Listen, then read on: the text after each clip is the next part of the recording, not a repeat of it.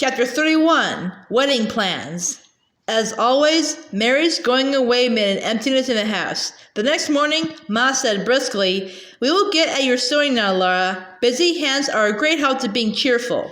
So, Laura brought the muslins, Ma cut them out, and the airy sitting room filled with the sewing machine's hum and the busy cheerfulness of Ma's and Laura's sewing together. "I have an idea for making the sheets," said Laura. "I'm not going to sew those long seams down the middle with over and over stitch by hand. If I lap the edges flat and sew with the machine down the center, I do believe they'll be smooth enough and even more serviceable." "It may well be," said Ma. Our grandmothers would turn in their graves, but after all, these are modern times."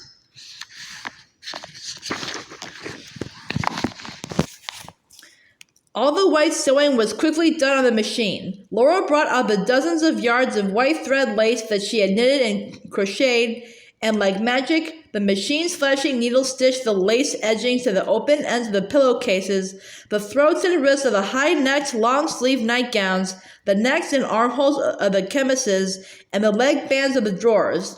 Busily working with the white goods, Ma and Laura discussed Laura's dresses.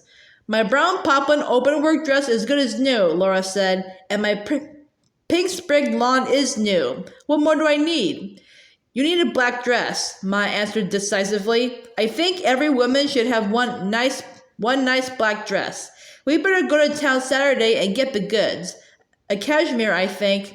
Cashmere wears well, and it is always dressy for all but the very hottest days of summer. Then when that dress is out of the way, you must get something pretty for your wedding." "There will be plenty of time," Laura said. In the rush of summer work, Almanzo had little time to work in the house. He had taken Ma and Laura one Sunday to see its skeleton of studding standing by the piles of lumber, back from the road behind the grove of little sapling trees. There were to be 3 rooms, the large room, a bedroom, and a pantry, with a lean-to over the back door besides. But after Laura had seen how these were planned, Almanzo did not take her to look at the house again. "Leave it to me," he said. "I'll get a roof over it before snow flies." So they made their long Sunday drives to the Twin Lakes or to Spirit Lake and beyond. On Monday morning, Ma unfolded the soft lengths of sooty black cashmere and carefully fitted the newspaper pattern pieces to the goods so that none would be wasted. She cut confidently with her large shears. She cut out and pinned together all the skirt gores, the bodice pieces, and the sleeves. After dinner, the sewing machine was threaded with black and started.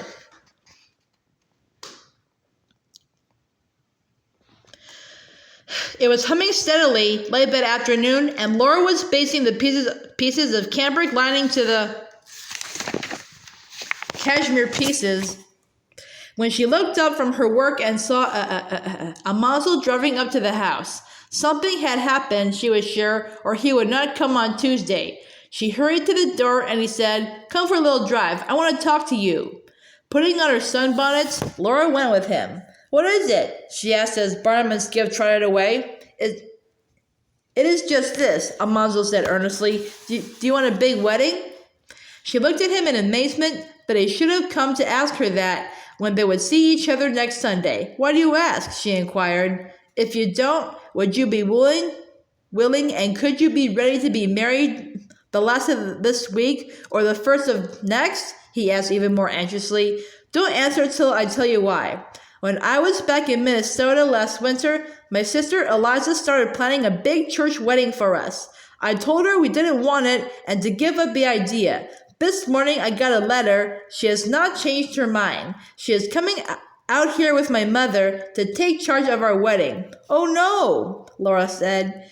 "You know Eliza," said Almanzo. "She's headstrong and she always was bossy, but I could handle this if it was only Eliza. My mother's different. She's more like your mother. You'll like her. But Eliza's got mother's heart set on our having a big church wedding. And if they are here before we're married, I don't see how I can tell Mother, no, I don't want that kind of a wedding, and I can't afford what it would cost me. What do you think about it? There was a little silence when Laura thought. Then she said quietly, Pa can't afford to give me that kind of a wedding either. I would like a little longer to get my things made. If we are married so soon, I won't have a wedding dress. Wear the one you have on. It is pretty, Almanzo urged.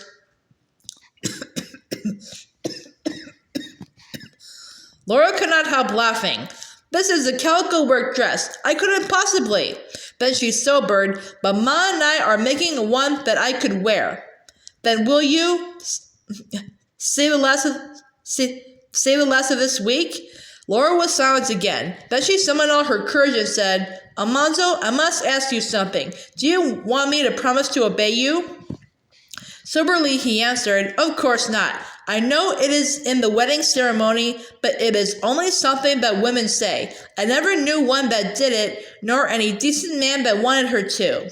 Well, I am not going to say I will obey you, said Laura. Are you for women's rights like Eliza? Almanzo asked in surprise. No, Laura replied. I do not want to vote, but I cannot make a promise that I will not keep. And Almanzo, even if I tried, I do not think I could obey anybody against my better judgment. I never expect you to, he told her, and there will be no difficulty about the ceremony because Reverend Brown does not believe in using the word obey. He doesn't? Are you sure? Laura had never been so surprised and so relieved all at once. He feels very strongly about it, Almanzo said. I have heard him arguing for hours and quoting Bible texts against St. Paul on that subject. You know he is a cousin of John Brown of Kansas and a good deal like him. Will it be all right then? The last of this week or early next? Yes, if it is the only way to escape a big wedding, said Laura. I will be ready the last of this week or the first of next, whichever you say. If I could get the house finished, we'll say the last of this week, Almanzo considered. If not, it will have to be next week. Let's say when the house is finished, we will just drive to Reverend Brown's and be married quietly without any fuss. I'll take you home now, and I may have time to get in a few more licks on the house yet tonight.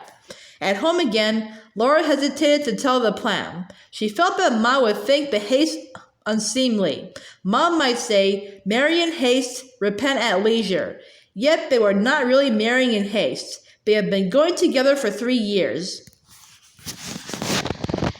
It was not until supper time that Laura found courage to say that she and Almanzo had planned to be married so soon. We can't possibly get you a wedding dress made, Ma objected. We can finish the black cashmere and I will wear that, Laura answered. I do not like to think of your being married in black, said Ma. You know what they say, married in black, you'll wish yourself back. It will be new. I will wear my old sage green poke bonnet with a blue silk lining and borrow your little square gold pin with a strawberry in it, so I'll be wearing something old and something new, something borrowed and something blue, Laura said cheerfully. I don't suppose there's any truth in these old sayings, Ma consented. Pa said, I think it is a sensible thing to do. You and Almanzo show good judgment. But Ma was not wholly satisfied yet. Let Reverend Brown come here. You can be married at home, Laura. We can have a nice little wedding here. No, Ma, we couldn't have any kind of a wedding and not wait to have Almanzo's mother here, Laura objected. Laura is right, and you think so yourself, Caroline, said Pa. Of course I do, Ma admitted.